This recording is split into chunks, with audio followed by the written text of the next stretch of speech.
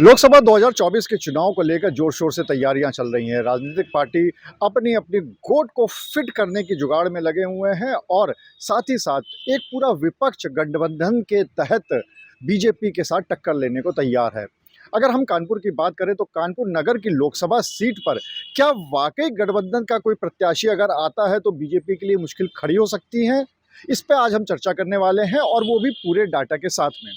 सबसे पहले अगर हम बात कर लें कि जो 2019 का चुनाव हुआ था उसमें क्या हुआ था, अगर हम उसकी बात करें तो उसमें बीजेपी के सत्यदेव पचौरी उन्होंने अपनी जीत दर्ज कराई थी और उसके बाद दूसरे नंबर पर श्री प्रकाश जायसवाल जो कि उस समय कांग्रेस के प्रत्याशी थे और पूर्व में केंद्रीय मंत्री भी रह चुके हैं वो थे, और उसके बाद समाजवादी पार्टी थी।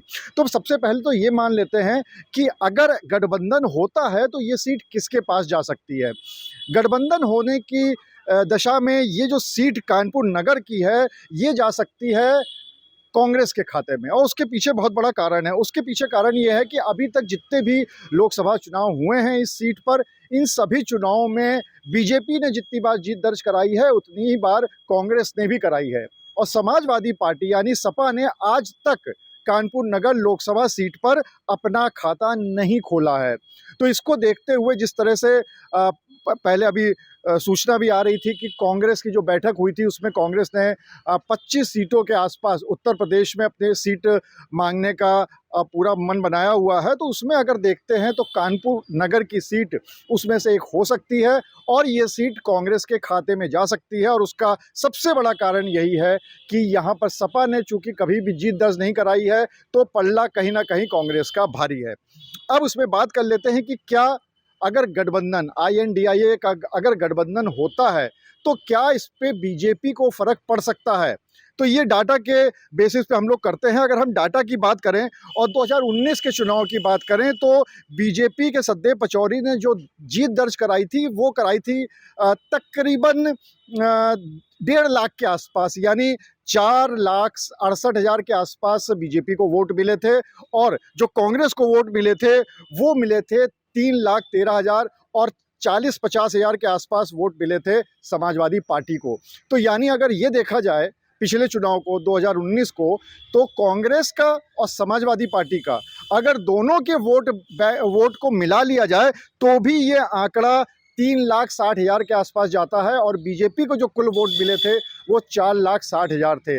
इसका मतलब ये कि अगर दोनों को मिला भी लिया जाए, गठबंधन का प्रत्याशी आता भी है तो 1 लाख का अंतर फिलहाल 2019 के आंकड़ों के हिसाब से दिख रहा है। अब हम आ जाते हैं 2014 के आंकड़ों में। 2014 में एक विशेष बात ये थी कि यहाँ पर समाजवादी पार्टी का नंबर चौथा आया था और तीसरे नंबर पे बसपा आ गई थी। उसका कारण है कि जो बहुजन समाज पार्टी ने अपने प्रत्याशी को खड़ा किया था सलीम अहमद को, जो कि इस समय अब बीजेपी में है, उस समय तकरीबन आधे वोट सलीम अहमद को खुद की वजह से मिले थे। यानी वो एक जो अल्पसंख्यक वर्ग के लिए एक बड़ा चेहरा थे सलीम अहमद, और उनकी खुद की भी बहुत सारे वोट बैंक थे। तो बसपा का वोट मिलाकर और उनके खुद की वजह से जो वोट मिला था उसको वोट को मिलाकर तकरीबन 1 लाख के आसपास उनको वोट मिले थे। 1 लाख का आंकड़ा क्रॉस कर लिया था। अगर 2014 की बात भी कर लें तो भी बीजेपी को जो वोट मिले थे वो मिले थे 4,74,000 के आसपास। और अगर समाजवादी पार्टी, अभी हम ये मान के चल रहे हैं कि मायावती दूर है गठबंधन से, मायावती गठबंधन में नहीं है, तो अगर गठबंधन का प्रत्याशी आता है तो इसका मतलब कांग्रेस और समाजवादी पार्टी से एक ही प्रत्याशी होगा। इसको मान के अगर हम चल रहे हैं तो 2014 की अगर हम बात करें तो बीजेपी को 4,74,000 के आसपास मिला था।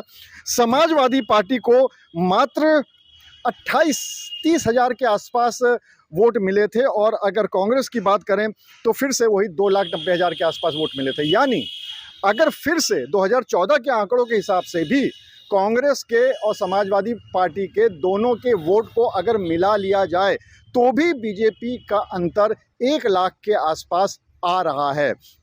और उस समय जो 2014 में प्रत्याशी थे बीजेपी के, वो एक तरह से जिन्हें पैराशूट प्रत्याशी कहा जाता है, जब बाहर से कोई प्रत्याशी आता है, तो उस समय मुरली मनोहर जोशी आए थे जो कि कानपुर के नहीं है, लेकिन यहाँ पर आके उन्होंने एक बड़ी जीत दर्ज कराई थी। अगर हम इसके बाद आ जाते हैं 2009 के चुनाव में, अगर 2009 के चुनाव में देखें तो उस समय लगातार, चाहे 2009 हो, चाहे 2004 हो, चाहे 1999 हो, ये लगातार ये सीट कांग्रेस के पास रही है। तो अगर हम 2009 की बात कर लें तो उस समय जो श्री प्रकाश जायसवाल हैं उन्होंने अपनी जीत दर्ज कराई थी, अच्छे खासे मार्जिन से दर्ज कराई थी। लेकिन उस समय भी जो सपा को वोट मिले थे वो तकरीबन 30,000 के आसपास ही मात्र मिले थे। यानी अगर कांग्रेस के 2 लाख कुछ वोटों की बात कर लें और 30,000 की बात कर लें तो 2.5 लाख के आसपास वोट होते हैं दोनों को मिला के। और उस समय भी बीजेपी के प्रत्याशी हालांकि हार गए थे। उस समय सतीश महाना चुनाव लड़े थे। सतीश महाना इस समय जो विधानसभा अध्यक्ष है, उस समय वो चुनाव लड़े थे और उनको 2 लाख के आसपास का वोट मिला था। यानी अगर कांग्रेस और समाजवादी पार्टी दोनों मिल के भी कर रहे हैं तो 2.5 लाख के आसपास वोट थे।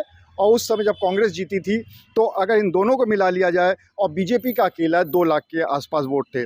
तो ये 2009 से लेकर 2019 तक की बात हो गई है, जिसमें लगातार ये देखने को मिला है कि अगर समाजवादी पार्टी और कांग्रेस दोनों के वोटों को मिला भी लिया जाए तो बीजेपी का वोट ज़्यादा पड़ रहा है और बीजेपी को वो सीट गई है। और अगर सीट नहीं भी गई है, कांग्रेस के खाते में भी गई है, तो फिर वो अंतर बहुत कम है।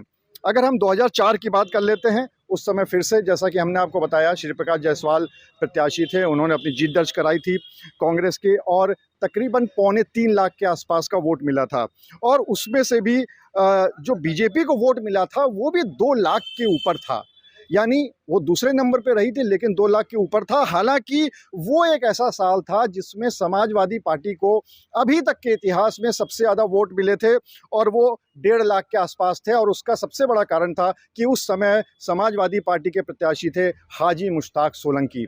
हाजी मुश्ताक सोलंकी वो नाम था जो कि सभी वर्गों में, चाहे वो हिंदू हो, मुसलमान हो या कोई भी वर्ग हो, कोई भी जाति हो, यहाँ तक कि जो उनके खुद के जो प्रतिद्वंदी भी थे, राजनीतिक प्रतिद्वंदी, वो भी उनका काफ़ी मान सम्मान करते थे और एक काफ़ी उनकी खुद की बहुत अच्छी छवि थी। और इस वजह से यही कारण था कि उस समय हाजी मुश्ताक सोलंकी को यानी समाजवादी पार्टी को सबसे ज़्यादा वोट अभी तक के इतिहास में मिले थे।